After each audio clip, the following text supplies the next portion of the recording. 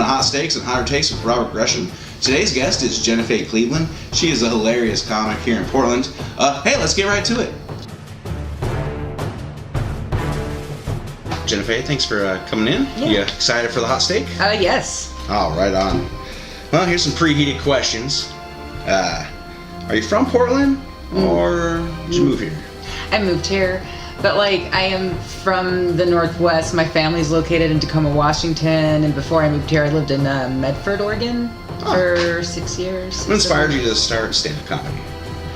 I have no idea. I was just compelled to do it when I lived in Columbus, Ohio. I had to for some reason. There was an open mic, and I had a little community there too. Everybody that was doing comedy at the time, and this was in the early 2000s, they were just badass, and it felt like a little family. It was awesome.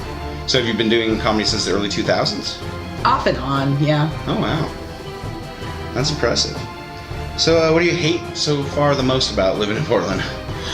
It's just so congested. It's overwhelming, but everybody, I suppose, has a right to be here, so I don't want to complain about it. I moved here, so. Adding to the congestion. Yeah, but it is really congested. Looks like that's the majority of my preheated questions. How do you like your steak cooked? Medium rare to rare. Medium rare to rare? That's exactly how I like mine. That's the best way. Yes. All right, let's get right to it.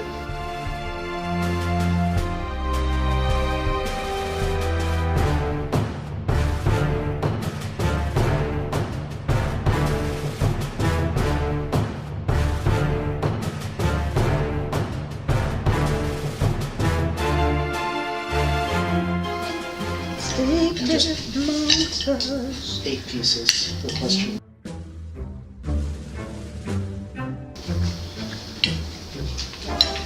Is it too rare?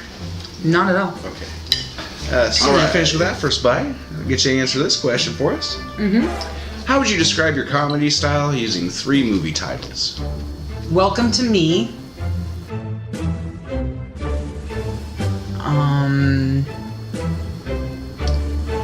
Jesus H. Christ.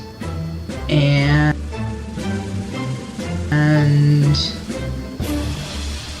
West Side Story. But we are sponsored today by Jesus H. Christ. A lot of comics start out with jokes that they later regret telling or just stop telling altogether. Do you have any jokes that you no longer tell on stage? Yeah. Anyone you're comfortable telling our very small audience? No, I guess the jokes I don't tell on stage tend to be more topical, but there is this one joke that I have, and it's the overprivileged white college student that misses the point.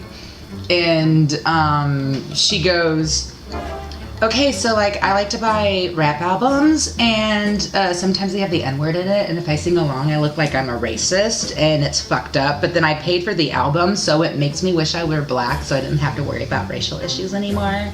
And I don't tell that joke when there's no people of color on the stage anymore, because the one time that I did, a guy jumped up in the back, and he goes, I know what you're talking about, they get away with everything, and I don't want to cater to the audience. It was really uncomfortable. So it was an audience member who didn't get the joke. I made me very uncomfortable.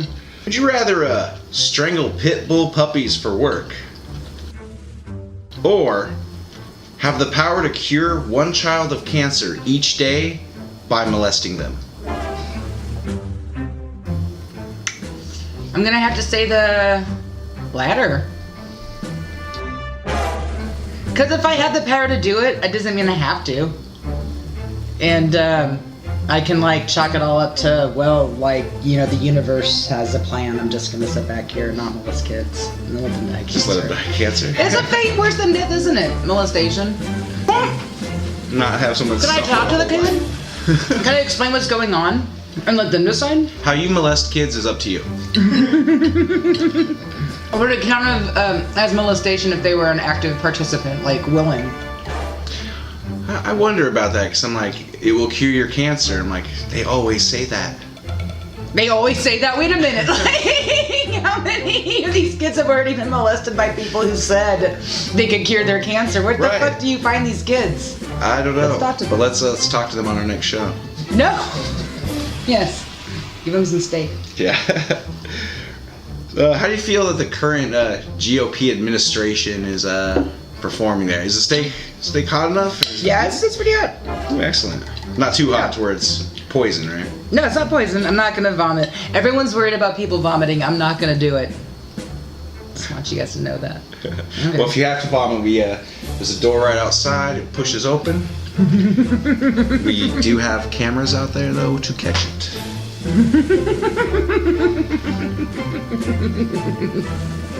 Okay. Which internet memes right now bother you more?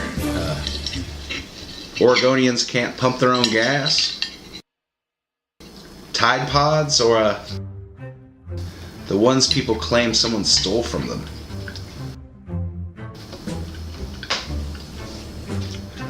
The ones people claim someone stole from them because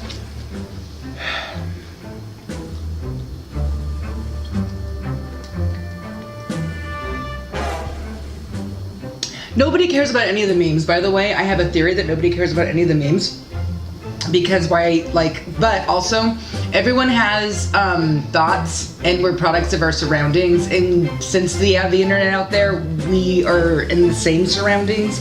If you have a thought, you're not special for that thought. There's probably like 2,000 people that are thinking the same thing the second they hear or see whatever you're seeing.